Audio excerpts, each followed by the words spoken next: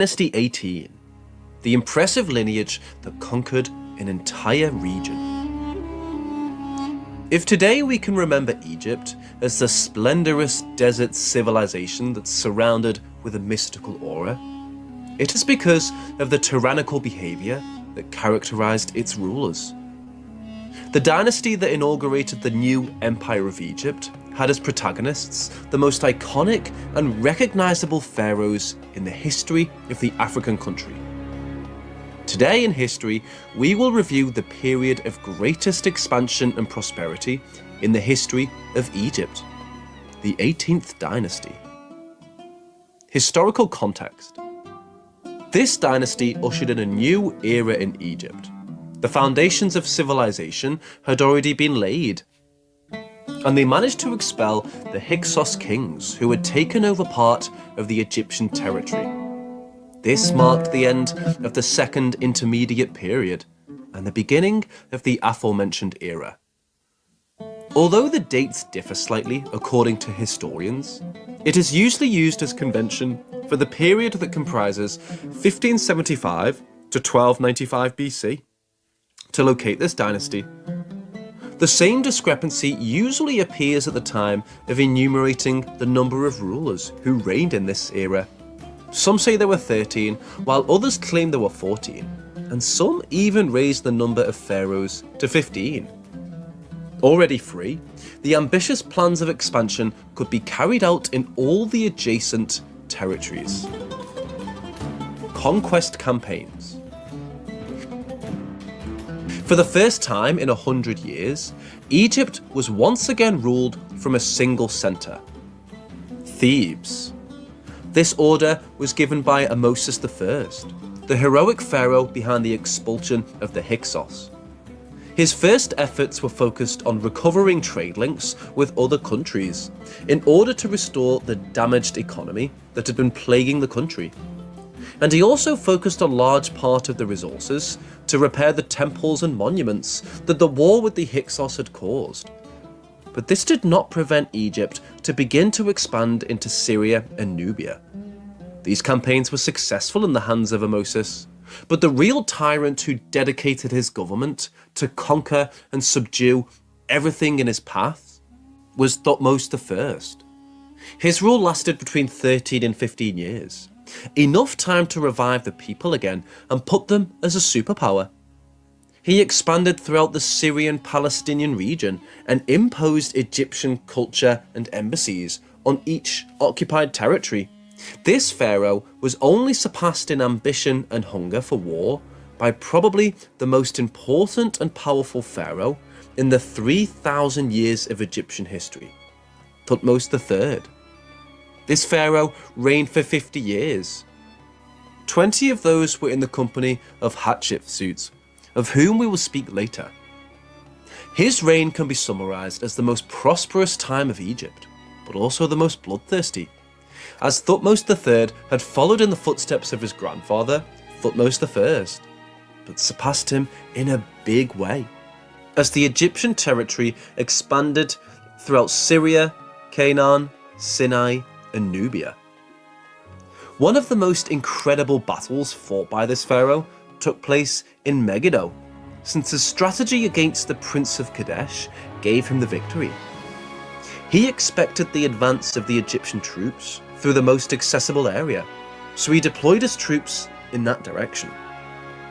But the visionary pharaoh decided to undertake another route, crossing a narrow gorge that delayed him a few days but surprised the enemy troops. Architecture and construction. The one in charge of carrying out most of the constructions of this time was the Queen Pharaoh Hatshepsut, mentioned above. She occupied the place of Pharaoh, relegating Thutmose III in second place. Her vision of government was radically different from that of the aforementioned character. Instead of expanding and conquering everything in her path, she dedicated her efforts to beautifying the country. Although she ordered the construction of buildings, monuments, and temples throughout her territory, the main focus was Thebes, where she gave life to some of the most impressive buildings in Egypt, which are part of any tourist tour today. Some examples of this are the Sublime of the Sublime, the Red Chapel, the Quarries of Aswan, and the largest obelisks in the whole period, which were decorated with all kinds of metals and precious stones. One of the curiosities found in the Sublime of the Sublime is a drawing on the wall in which a couple can be seen in a peculiar pose. It is believed that this affirms the love affair that existed between the pharaoh and Senenmut, her trusted architect in charge of carrying out most of her works. Another of the great builders was Amenephis III, who had a similar policy to Hatshepsut and was dedicated to stopping the conquests to begin to reap what was sown through war, the beautification of the country. He dedicated the 38 years of his reign to build imposing buildings that perfectly represent the eccentric spirit of the Egyptians. But that time was still far away when Kamose, the last Theban king of the 17th dynasty from 1645 to 1567 BC, opened a full-scale war of liberation against the Hebrews and the greatest of the dynasties since the fourth had now arrived. This was the remarkable 18th dynasty, with a line of kings and queens who became immortal. Ahmose the First, Nefertari, Amenhotep II, Tuthmose the First, Tuthmose the Second, the Queen Hatshepsut the Great, Amenhotep III, Akhenaten the Great Reformer, and Tutankhamen. It was called the New Empire, and it was so in fact. The Hyksos rule was broken and they were expelled. This, however, could only apply to the rulers and their immediate followers. The Hyksos masses were scattered over the country and permanently settled as Egyptians. They had become integrated into Egyptian society, were contributing to its development on all fronts, and so were not disrupted when their leaders were expelled. There was the usual revival of domestic industry, agriculture, and foreign trade, along with the expansion of imperial rule in Palestine and Syria to the Euphrates in Mesopotamia. This expansion of empire and its promise of great wealth from the accompanying expansion of trade meant renewal of the wars against their black brothers, holding the economically indispensable South. So this time, the new and most powerful central government was able to extend its rule farther south than ever. That is to the Fourth Cataract, almost to the holy city of Napata itself. For Western writers to state the obvious, the truth that the black rulers of Egypt did not hesitate to wage war against their black rulers, wage wars against the black rulers of southern Ethiopia. To state this would have destroyed their biggest myth. The Egyptians, who they depict all the time as white or Asians or coloreds, were always the conquering heroes over the blacks in the South. In short, as previously stated, these wars did not always follow racial patterns. As would be expected under black rulers, Thebes was again recognized under the 18th dynasty as much of its ancient grandeur restored. Temple building in the grand style was resumed. The 18th, like some of the previous African dynasties, was well integrated with loyal Asians. For there were, it should be needless to say, countless thousands of Asians who were wholeheartedly devoted to the blacks, just as there were thousands of Afro-Asians or Egyptians as loyal to the black race as many blacks could possibly be. Therefore, when an overall picture is presented, such as in my discussion of the attributes of Asians, Afro-Asians, and Africans towards each other, one should keep the always big exceptions in mind. Nothing is ever all white, all black, and in this case, all half white either. In the case of the half whites, the record overflows with those who, contrary to the rule, hated the fact that their white blood and stuck to the blacks and their cause all the more tenacity. These are the kinds of outcomes that reflect the complexities and variations of the human mind, and that make generalizations about a whole people so ridiculous. Welcome back. Welcome back. Welcome back. Happy Monday. Welcome back to On the Shoulders of Giants. I am Joseph Ward, continuing my reading of Chancellor Williams' book, The Destruction of Black Civilization. And I am reading from page 112 to pages 124. And I picked up on page 112, that second paragraph on page 112, the third period of great rulers, because we're getting into the 18th dynasty and beyond about the influx of Black rulers.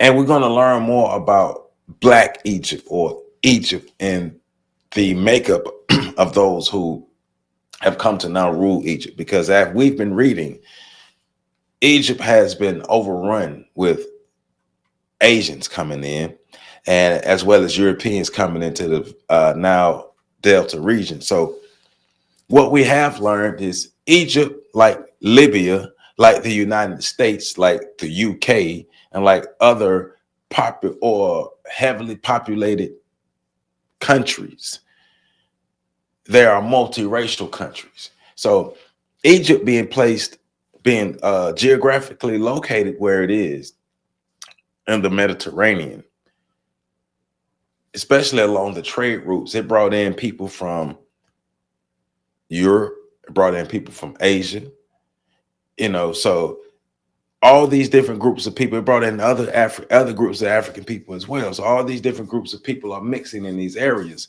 And now ethnicities are changing, racial makeups are changing. Even though, remember, they didn't look at race the same way we look at race. They understood that they had race or color differences and ethnic differences and national differences and stuff.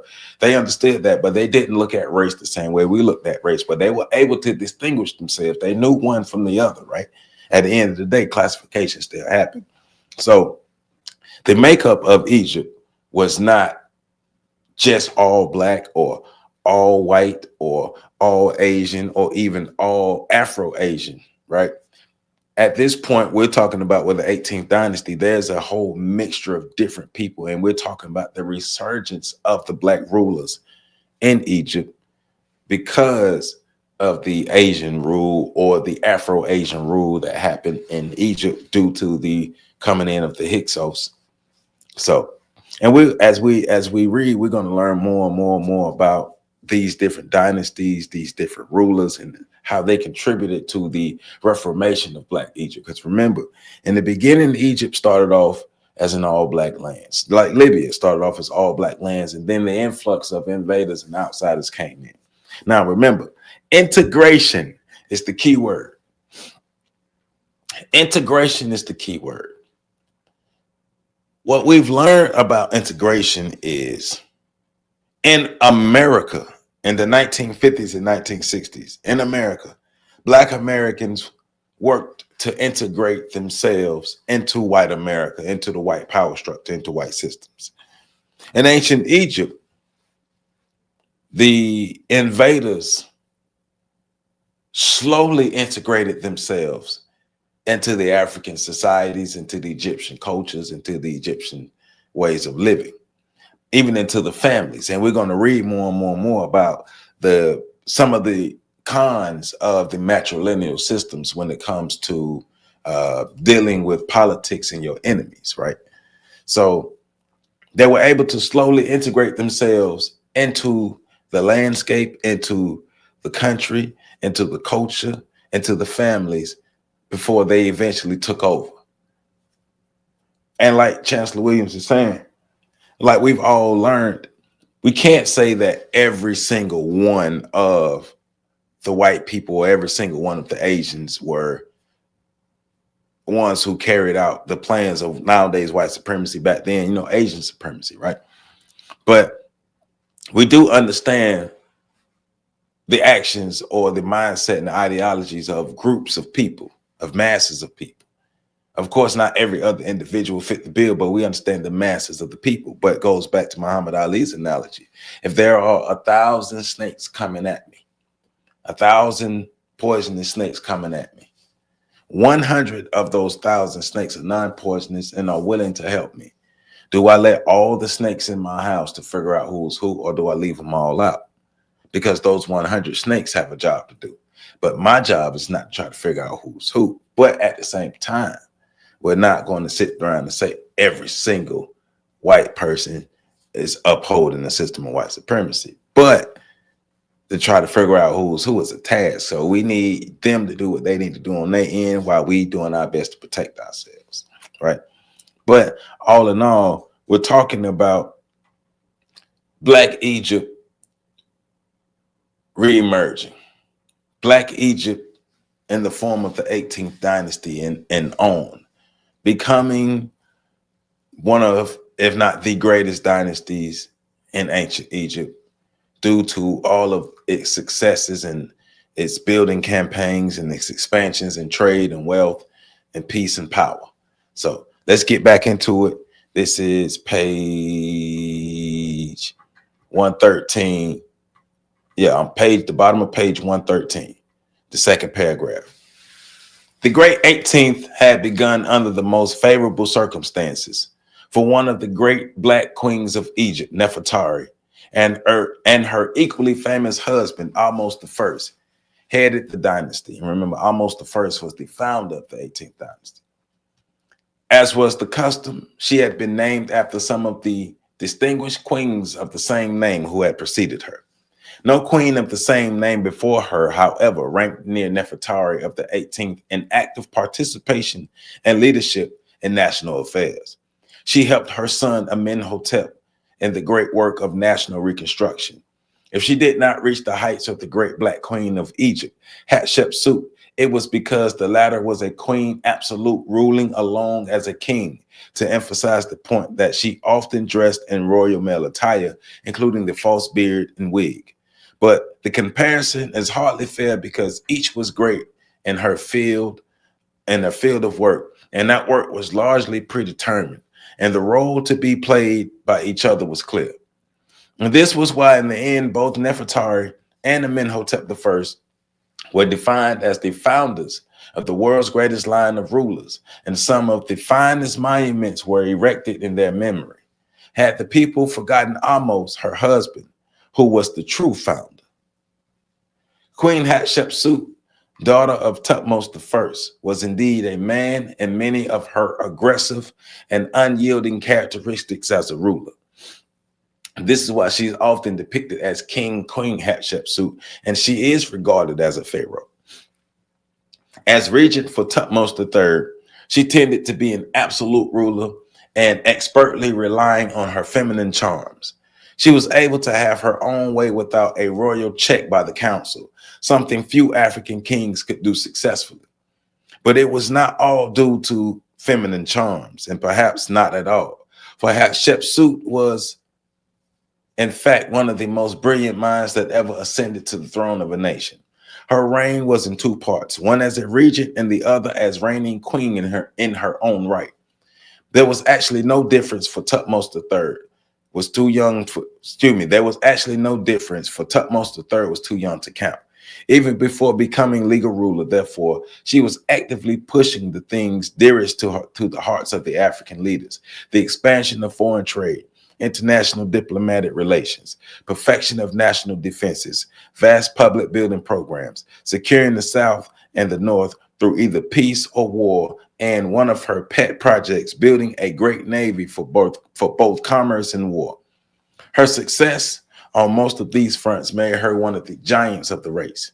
Meanwhile, the next Thutmose was waiting with increasing impatience and frustration to succeed a woman to him at least seemed destined to live forever. And this is where we are reminded that African people were not all benevolent, that we've always had strife amongst ourselves, internal strife, sellouts, all those different things. Uncle Toms, Uncle Ruckuses, Sambos, all those different epithets that we can think of to call ourselves, they've always existed. It's nothing new, especially when it comes to dealing with oppressors or enemies that may offer them some crumbs that may be better than what they think they have. The fact that his wife was the queen's daughter did not affect the really morbid hatred of his royal mother-in-law, unless it was to increase it. Consequently, when he finally became king, Thutmose III, at least He himself did what Asians and Europeans were to do on a large scale, so grand that history of ancient Egypt, as essentially Black history, was almost completely obliterated. He undertook to erase Hatshepsut's name from all the monuments and temples she had built, destroy all documents bearing her name, smash all sculptured likenesses, paintings, and indeed anything that might indicate that Hatshepsut ever lived. Also, as later Europeans and Asians were to do to all recognized Blacks, Tutmosis III had done on his own, and that of his brother engraved where Hatshepsut's has been chiseled out, thus taking credit for all of her achievements in addition to his own outstanding works. These were many and need not to be detailed, since such of it repeats the works of great leaders already discussed. Queen T was also one of Egypt's remarkable queens. Amenhotep III and Queen T gave a son to Egypt who was destined to be one of the greats in the Black world. This was Amenhotep IV, known to fame as Akhenaten. He was different than all of his predecessors. He was more preacher than king, and the greatest single spiritual force to appear in the history of the Blacks. His great religious reform movement aimed at a greater focus on the one and only Almighty God, creator of the universe. The numerous lesser gods were overshadowing the Almighty by causing the people to be more directly involved with them through the endless number of compelling cults and a too self-serving priesthood promoting the cults. Such an unheard of stand by the leader of the nation meant revolution and certain rebellion by the powerful priesthoods in all over the land. Now we're coming into talking about the role of the priest in the religious factions, right? Because not much have changed. So listen, the new doctrine did not reach the masses, and the non-spiritual demands for leadership on pressing earthly fronts put the king in an unhappy situation. One was to continue Asian harassment on the eastern borders. Akhenaten now became more and more indifferent as his religious movement declined. After 17 years of heroic efforts, he passed in 1362, leaving the reins to Tutankhamun. The stepson's efforts to carry on the work of his father only had limited success. The old-time religion still prevailed. Akhenaten's impact on the nation, however, was everlasting.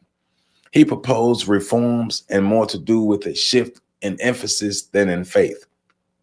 But even this stems to have been regarded as a direct threat to the powerful priesthood that, no matter how much divided into numerous cults, could unite in a common cause. So therefore, we see the religious factions, the control that they have, they're not willing to give it up. But the control that they have, is it helping to progress the culture forward? Right? Because these are questions we're asking ourselves today. Is the control and the power and the influence the religious factions have, the religious leaders have, is it helping to push the culture forward, or is it keeping the culture stagnant and docile? Because we understand people love power. People love power, people love influence, people love position. So in these days, the group that they were appealing to were the Asians. Nowadays, the group that they're appealing to are the white people of America, the Europeans, the Western powers. So the priesthood or the preachers know how to keep people in their place, fight against anything that would disrupt them and their positioning to the power structure. Resist anything that would prevent the crumbs from continuing to flow in their pockets. Making sure that their position remains permanent and the people remain subservient, which means that they are helping to promote the system of white supremacy, the power of the priesthood. But we're also reading about the influence of Hatshepsut, Tutmosis III, Tutmosis II, Ahmose the First, people who Akhenaten, people who helped push the Egyptian culture forward, people who we talk about to this day, the great kings, the great queens of the 18th dynasty, who we talk about today. We still talk about them because of what they did. Hatshepsut. So Tutmosis III worked to totally erase Hatshepsut's name from history. And as Chancellor Williams was saying, the Asians and the Europeans was going to come in and do it anyway, but Tutmosis III decided that he was going to totally erase Hatshepsut and all of her contributions from history. So if we've been doing it to ourselves, it's not something foreign. We're just not learning. We just don't know. We don't recognize our historical foreign relations, our historical political relations with ourselves and with others. When oppressors or invaders are present, a lot of black people be shady. People look out for themselves. Human beings are human beings, and human beings gonna be human all the time. Humans haven't changed that much. We think we have, because it's almost like we believe we're on a higher moral ground these days, but we're not. We're not on a higher moral ground, even in the realm where morals don't even matter. But yeah, but let's get back to learning about this priesthood. The power of the priesthood rose as the kings of Egypt became more preoccupied with secular affairs than with religious roles as high priest of the Most High. It has been pointed out that the ruler's political influence stemmed not from the constitution, but from his close relationship with the gods. The priests themselves had promoted the evolution of the idea of the ruler's role as chief priest and intermediary with the ancestral dead of the gods, and the idea of the ruler's kinship with the gods, therefore becoming defined himself, the son or daughter of the god and family of God himself. So that would give them special privileges and a special connection to the divine, right? As custodians of the temples, the priests were promoting and making their own positions more powerful and secure by promoting the divine kinship idea. It meant that each king would try to outdo his predecessors in building more and more temples, bigger and finer temples, colossal barrier structures, the pyramids for the royal saints and the sons and daughters of Ammon, Horus, etc., etc. The priests were in the most strategic positions to acquire the great economic and political power for themselves quite naturally and without any particular efforts to do so. They were the first men of learning, the scribes, the historians, the scientists, the architects, the physicians, the artists, the mathematicians, the astrologers, and especially chemists. Many temples, therefore, were colleges as well as places of worship. The temples were also places through which flowed much of the national revenue. We could go on and on and on, indicating how and why priests became so politically powerful in Egyptian life that even the great king like Akhenaten would not overcome their opposition. It was too late for him to escape the now traditional status of being divine. One might say it was the price a god has to pay for god makers, right? So Akhenaten was deified, but talking about the power of the priesthood and the control that the priesthood had, controlling those centers of spirituality and controlling those centers of academia. So you are shaping the next generation that comes. You're shaping the next generation of rulers, how they think, how they believe, how they walk, how they talk, because everything will be branched out of their moral compass or their moral foundation. So these priests are setting this and have this control and can even challenge that of the Pharaoh.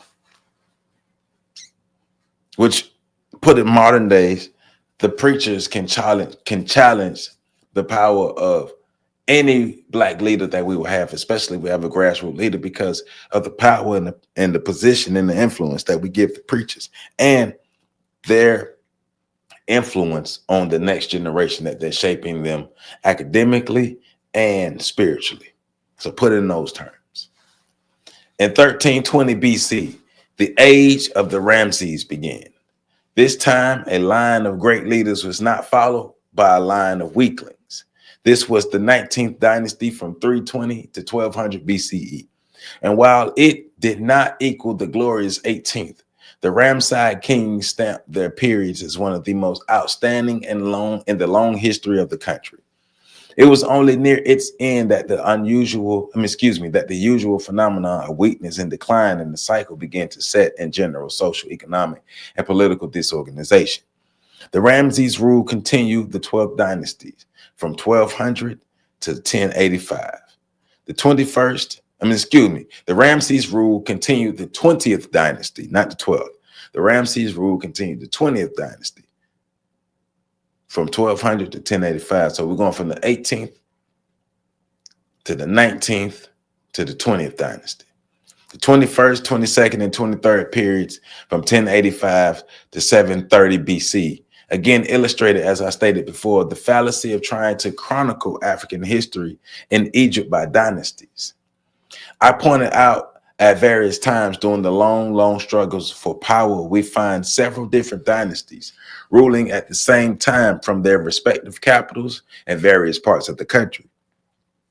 Every period of weak kings at Memphis or Thebes was a general breakdown during which exactly the same thing happened over and over again. The Asian Lower Egypt became independent again, and from its capital at Avaris and Sais pushed the expansion of Asian power in Upper Egypt. By 1085, the Asian population was so vast that the new Asian dynasties were relatively easy to establish almost anywhere north of the First Cataract. During one of these periods, 70 kings in 70 days are reported, and that's because of the integration. That's because of going back to the times of Menes, allowing the Asians to integrate themselves into the Egyptian societies, the Black Egyptian societies at that time. When Menes united Upper and Lower Egypt, that was the beginning of the end via integration. The picture now was one of those confused scenes of Black dynasties, Asian dynasties, Egyptian dynasties, which would be Afro-Asian, combination dynasties, those formed by alliances between either the Black dynasties, the Asian dynasties, or the Egyptian dynasties, simultaneously ruling all together in Egypt from various capitals. Many historians were further misled by the fact that while some of these so-called dynasties claimed to be the imperial government of all Egypt, others made no such claim and confined themselves to their local chiefdoms and nomarchies. Significantly, many of the latter were headed by priests. Our reference to dynasties formed by alliances between two groups against a third could be misleading to those who failed to grasp what had been said about the challenging ethnic character of the dynasties over many centuries. From the fifth and sixth dynasties on, we have pointed out Asian penetration through the royal marriage route caused the succeeding dynasties, with few exceptions, to be more and more mixed. Often they were only predominantly Black, half Black, less than half Black, or predominantly Asian or Egyptian. Our references to dynasties formed by alliances between two groups against a third could be misleading to those who failed to grasp what had been said about the challenging ethnic character of the dynasties over many centuries. From the fifth and sixth dynasties on, we have pointed out Asian penetration through the royal marriage route caused the succeeding dynasties, with few exceptions, to be more and more mixed. Often they were only predominantly Black, half Black, less than half Black, or predominantly Asian or Egyptian, Afro-Asian. The founders of the 18th dynasty, like many other instances, illustrate the reality of the process. For it is well known that the famous Queen Nefertari was all Black, while her husband, Ahmose I, was mulatto or Egyptian, the Afro-Asian. So that the 18th, like the great 19th dynasty of the Ramses, was predominantly Black, not all Black. On the other hand, the long periods of all white Asian and European dynasties were emphasized and had to be emphasized to set the record straight. There were also still another example, Libyan dynasties indicated by the Libyan names of the rulers. But who now were the Libyans? They were, first of all, Western Ethiopians, then heavily Berber, Mongolian, Arab, a sprinkling of Hebrews and other Asiatic peoples, and then, of course, the resulting Afro-Asians. The ethnic composition of Libya was about the same as that of early Egypt, with the exception that there were fewer Europeans and more Mongolians. Libya was once so Libya was once so nearly all black that it could that to be called a Libyan meant to be black. So the Libyan dynasties during this period could have been predominantly white, black, Afro-Asian, or a combination of all three, depending upon what faction was in the ascendancy at the time. It is also worth noting that not only the whites of Lower Egypt took advantage of every breakdown in the center of Upper Egypt and declared its independence and tried to extend its rule over the whole land, Southern Ethiopia tried to do exactly the same thing. The truth is that the millenniums of contest over Egypt were never really over unification per se, but who should rule the land after unification was completed? The whites of the Delta or the blacks of the southern Ethiopia, particularly those of the First Cataract? Indeed, as the Asianization of Upper Egypt increased, migrations of the black southward increased, hostility toward the north increased, and the resolve of the blacks to attempt to reconquer all of their land and all the way to the Mediterranean was renewed once more. The southern region, therefore, generally became independent as soon as Lower Egypt became independent. It began to threaten Upper Egypt at the same time the Asian threat was spreading. The southern Ethiopians were even more bitter because they had to fight the integrationist blacks of Egypt just as hard as they had to fight the whites of Lower Egypt and Libya. The South was no more prepared to escape the Afro-Asians as rulers than it was to accept all white rule. If anything, they trusted the mixed breeds less because of their ability to play either white or black roles as it suited their purposes. This may also be the reason so many blacks opposed large-scale amalgamation. It appeared as one of the white man's most effective weapons for the domination of the race, while at the same time slowly removing it from the face of the earth. As proof, the Ethiopians could ask, from whence came our worst enemies, the Egyptians? Are they not half Ethiopian?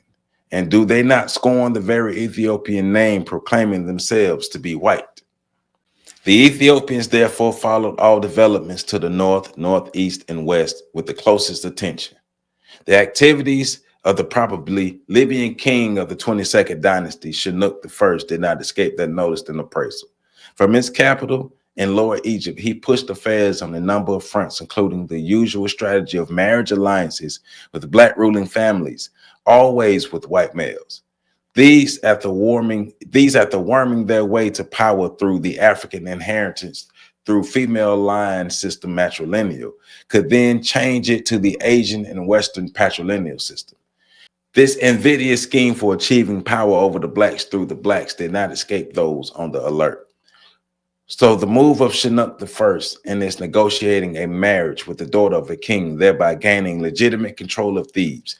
This well-known pattern of expanding Caucasian power through well-known never failed to create another stir in the still all-black areas. To make matters worse from the viewpoint of blacks, Shinuk had another son made high priest of the African god Amun.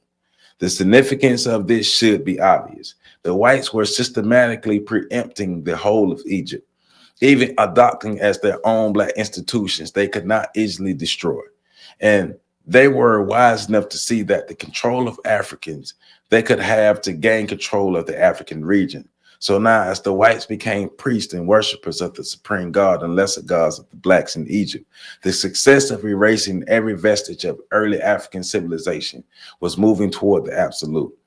As the white priesthoods became stronger and more widespread, they were not only able to secure control of Thebes, the most powerful stronghold of the blacks in Egypt, but of equal importance, they were then in a position to gain followers in the rebelling nomarchies and persuade dissident chiefs to acknowledge the overlordship of Asian kings and various past of the country.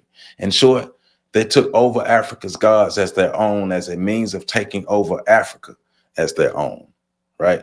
So once again, using the long, patient strategies. We're going to slowly integrate ourselves into your country, into your nation, into your land, into your culture.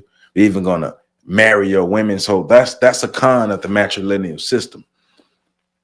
So the ascendancy flows through the mother, but then when the conquerors come in, you know that the ascendancy flows through the mother, through the women, but you still allow those women to marry the sons of the conquerors.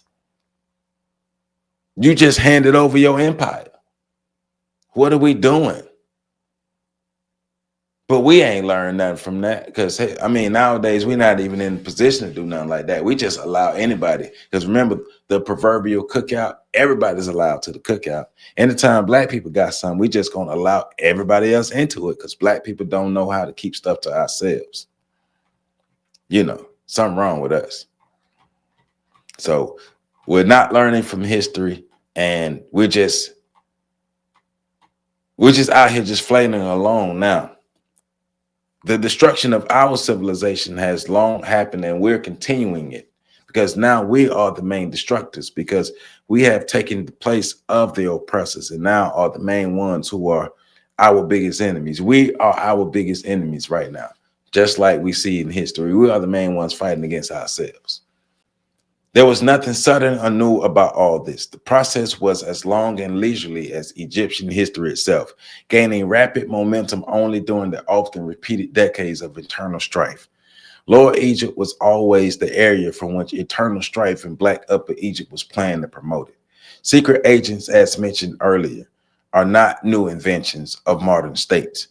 So the only thing new about Tefanki's penetrations of Upper Egypt between 730 and 715 BC was that the time an Asian king or Libyan from the Delta capital, now at Sais, had so inflamed southern Ethiopia that all-out war was declared against both Asians and Egyptians.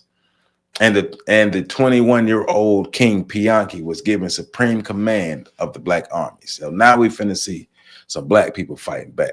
You know what I'm saying? So Black people fighting back, making sure that Black Africa can have a foothold in this place in Egypt, right? So in view of the extent of the expansion of Asian power in Upper Egypt, the Ethiopians' old age dream of recovering their northern homelands now seemed to be a very true and impossible dream. In 715 BC, the strong situation of the Asians was such that the idea of the Blacks repeating Menes' feat of 23 centuries before, that of once again expanding the Ethiopian empire northward to the Mediterranean, now seemed fantastic. Both Asian kings, Tefnaki and Buchora, I'm saying these names wrong, Buchora were themselves great leaders and field commanders. And of all things, they had already taken Thebes and practically had all Egypt under Asian control. Some writers put it the other way and say they had control of Thebaid, another name of Upper Egypt. The great city of Heracropolis alone held out until the arrival of Ethiopian forces. The immediate objective of Pianki, the Ethiopian generals, was the recapture of Thebes.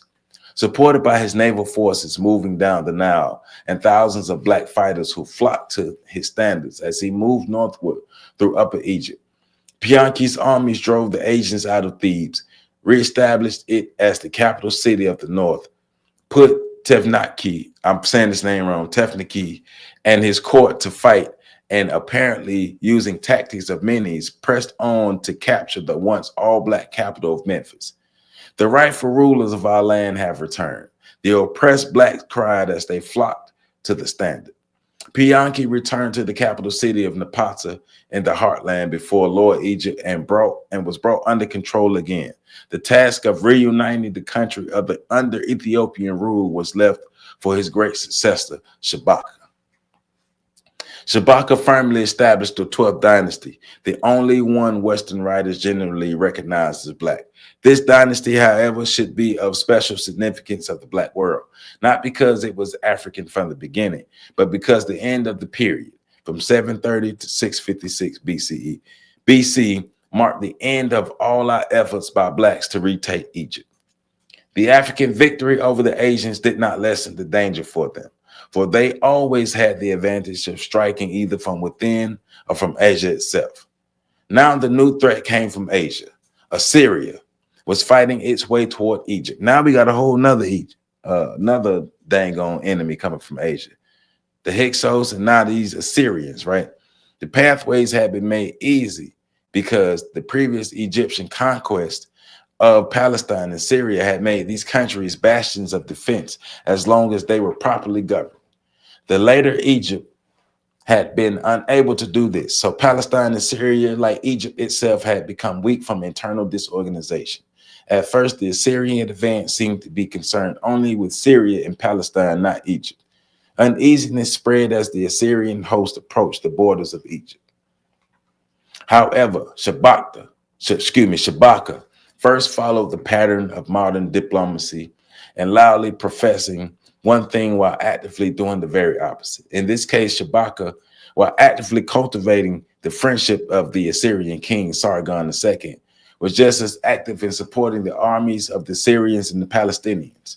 Modern, I say, because it was exactly the same kind of commitment and special interest policy the United States maintains in East Asia and other places around the world. In 671 BC, Esarhaddon led his Assyrian forces to victory near the Egyptian border and moved on to capture the city of Memphis. Memphis just retaken from one army of Asians only to be lost to another. Esarhaddon seemed to have thought that he had conquered Egypt when he took the ancient capital. He retired after appointing local princes to collect the usual tribute. Shabaka's nephew, Taharka, promptly marched up from the south again, and massacred all of the Assyrian garrisons. Esarhaddon died, leading a second expedition of vengeance in 669 BC. His son, I'm not even going to try to say his name, but Esarhaddon's son assumed the leadership, invaded Egypt, and put Taharka to fight. The Egyptian governors were reinstated under the governor general named Necho, also Egyptian. As was to be expected, the blacks of Upper Egypt remained loyal to the African line. They shouted loud enough for prosperity to hear that the blacks were the rightful rulers of Egypt. Taharka was succeeded by his nephew, Tutankhamun. He renewed the war against the Assyrians and the Egyptians, the latter preferring the usual to support the Asians against the native Africans.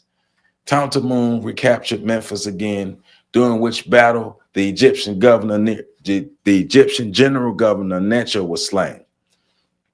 This put the Africans in a dominant position in northern Egypt once again. But in 661 BC, the outraged Esarhaddon's nephew drove the African armed forces out of northern Egypt, pursued them up the Nile, and burned the ancient city of Thebes, the stronghold of black power from times immemorial. The Africans, eventually barred from further rule in Egypt, continued Pianki's line from the capital to Napata and then at Meroe, where they promoted a broad reconstruction program. There, the remarkable 25th dynasty ended in 665 BC. The line of kings from Pianki to Tutankhamun were all buried in the Great Pyramids they and their ancestors had built at Napata. Let us follow the blacks from Egypt there. So what we're learning is Egypt had become this multiracial, multicultural, multi-ethnic society, and all these people vying for power.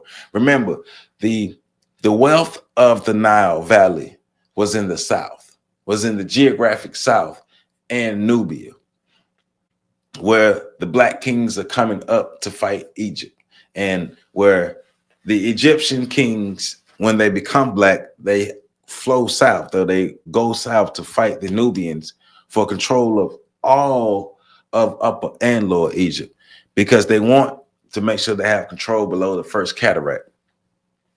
The further down you go, the cataracts, the first cataract through the fifth or the seventh cataracts, or even the eighth cataract, it all flows geographic south. Now, it's geographic south or culturally north for the Nile Valley civilizations, because the north is in the south and the south is in the north. So it's flipped upside down because of how the Nile Valley flows. How the Nile River flows. But the Asians, they were patient. They waited their time. They slowly integrated themselves into the black societies. And they were slowly able to take over, kind of like all other groups. So we had Arabs, Europeans, Assyrians, Hyksos, Mongolians, all types of people, all groups of people, Afro-Asians, probably Indians at some point, all groups of different people coming in, flowing in and out of Egypt, taking it over. And by the time the Assyrians came in, that's another group that they're fighting. So it's just clash after clash after clash after clash, group after group after group after group. And remember, Egypt is old at this time. Nubia is old at this time. Nile Valley civilizations are old at this time. But they're still going through the fights, still going through it. Because remember, we just covered from the 18th to the 25th dynasty. We just covered from the 18th to the 25th dynasty. So to when Shabaka and Taharka and Pianki are fighting the Assyrians.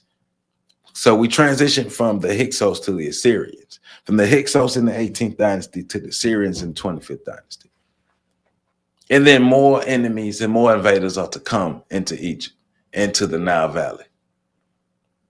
So we are understanding the destruction of black civilization, internal strife, blacks fighting against each other. Because remember, this is not a race thing. This is a land position. This is a land thing. This is a position thing. This is a resource thing. This is a power thing. This is not about, I'm going to fight you, my black brother, so I can be down with these whites. It's, I'm going to fight you for power. Now, today, it'll be, I'll fight you because I want to be down with these whites. But back then, it was more so I want to be down with the Asians, not necessarily down with the whites. It was similar, but it wasn't based off race. It was still based off position. So, yeah. So this is pages 112 to pages 124 that I've read. That will end chapter 3 in Destruction of Black Civilization. So then we'll pick up this next video, getting into chapter 4. The first cataract, the black world's new borderline. And let's say chapter 4 goes from pages 125 to, let's see, 125 to, give me a second, give me a minute. We got to scroll and see. From 125 to 143. So chapter 4 goes from 125 to 143. So that's what we're going to be looking. That's what we're going to be reading for our next video. So I hope you're taking notes, and I hope you're reading. I hope you're picking up the nuggets that's being put down. Because there's strategy in this tactical and conquering a group of people. And you don't have to just go all out, go to war against these people. But what you can do is strategically integrate yourself into their system, learn all their customs, learn all their cultures, marry into their families, and then you can take rule. It's chess, not checkers. And remember, while the world is playing chess, we're at the chessboard with Uno cards in our hands, playing turned backwards and wondering why we keep losing. We're not learning from our history. We're not studying, and we're not building. We have to get out of only survival mode. We have to get out of only survival mode if we want to get to the next step and be able to thrive and strive. So you got to understand that. So make sure you comment, like, subscribe, and share this video. I'm Joseph Ward. Once again, this is Destruction of Black Civilization. The link is in the description. And I love you all. Make sure y'all catch the next video coming up.